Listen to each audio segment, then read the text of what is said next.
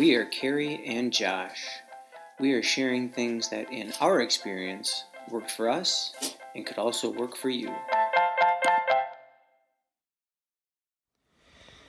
Alright, training update for the week. Not much new to report. Still liking the 80-20 new way of doing things, and hit my all-time best 30-minute MAF ride on Tuesday. Did my big gear work on Wednesday. Friday, Saturday, not as fast as they had been. Still not bad times, but not as fast. And then I did my speed work on Sunday. And so I still like that there is notable progress. It wasn't just the decline like it had been the first month. So we'll keep on rolling with it. And I'm hoping for warmer weather because, boy, my toes get really cold. Anybody has some solutions, hit me up with those, because I got the wool socks, but the plastic bike shoes in that cold just really don't like it. So that's the update for the training for the week. I'm coming to you straight from the bathroom today. That does sound kind of weird. With the nutrition highlight for the week. Some soaps can have things like dyes and fragrances and parabens in it. And so my nutrition highlight for the week is a great brand of soap. We use Sunleaf Naturals, and another kind of a side bonus is it's made right here in Waconia. But we really like this because it's a good soap. They have good scents. My favorite is the Cedar Mint, but as you can see, this one is Amaryllis Bergamot. It's a good one as well. They make quite a variety. You can go check them out. But something we really like is, if you look on here, it is biodegradable ingredients. So we don't worry about the things we're putting on our skin or in our hair. And yes, this is a shampoo bar as well. But we don't worry about those things causing us harm down the road. Get us clean now, but cause health problems later. Instead, get us clean now and be clean for the environment as well.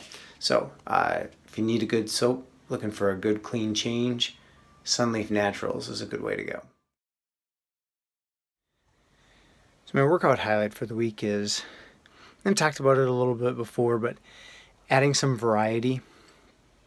One thing I used to do back in the hard charging 7-day-a-week workout thing, where I thought, boy, if I do push one day, pull one day with little legs each day, that's doing wonders. I should get huge and strong. And I was a pretty skinny guy. Working out and exercising, that was great. It was healthy. But it didn't bring on any major gains. In fact, I probably lifted the same amount of weight for all those years I was doing it, because I did the same push exercises every push day. I did the same pull exercises every pull day.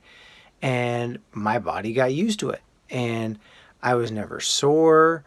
After my workouts, it was just from one day to the next. I thought, I'm not sore. That's great, because I can go from one day to the next. But you make your gains when you are putting your body through a variety and making things uncomfortable.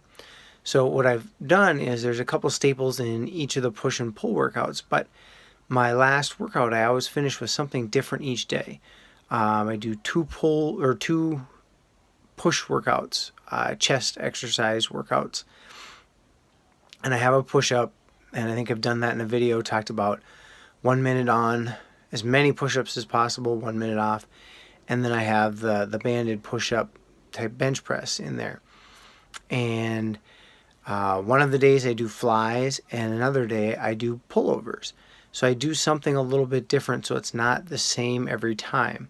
So find ways within your workouts to add variety, whether That's doing training blocks. Do 3 months of one style of training and then 3 months of another. But find those ways to add variety to your training. For the words of wisdom this week, I'm going with something I heard, I believe it was this week on a podcast. And it was the saying, what got you here won't get you there.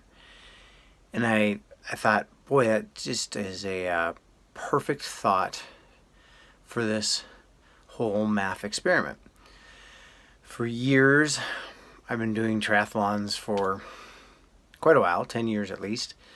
And as I've gone and built my training, I've kind of done it a certain way. That was the more time crunched triathlete style. Lots of intensity. And yes, taking days off, but going from one day of intensity to another day of intensity. And I just kind of really, I like the mentality of I got off the bike or got done with a run and boy, my legs got tired walking up steps. That was a good workout. But when you go do that 2 days in a row, 3 days in a row, that doesn't work. It only works to a certain extent. And from where I started to where I was last summer, great improvements. It helped a lot. Just that consistent training and pushing it. And I took first in some of my age groups. I was in some top 10s. But what I've noticed is in the past, my times, I tend to do the same races. I like certain triathlons. And I've noticed that whereas in the past, my race times were improving each year, they've kind of plateaued lately. They haven't changed much, especially my bike speeds over the same races. And so what got me to this past summer, which was Hopkins, I took first place in my age group. I was a top 10 again in the Clearwater Triathlon, and I was all set to win the Granite Man series of 3 triathlons, the cumulative time one, and then I got a flat tire. So I am fairly successful, but my times are staying the same, and that internal motivation of I want to keep getting better. If I'm going to put in this work, I want it to show some results and not just work for the sake of working. So what got me to that point this summer wasn't going to get me over the hump. And so revamped the training using this heart rate, the maximum aerobic function, right? The MAF experiment that I've been on. That's something that I'm hoping is going to get me there. And then from there, we'll find more improvements to get me to the next spot. So my challenge for you is don't just do the same things because that's what you've always done. Find ways to challenge yourself. Find ways to do things that are going to make you better and not just stay where you are at that moment. So what got you here isn't going to get you there. So find something that'll get you there.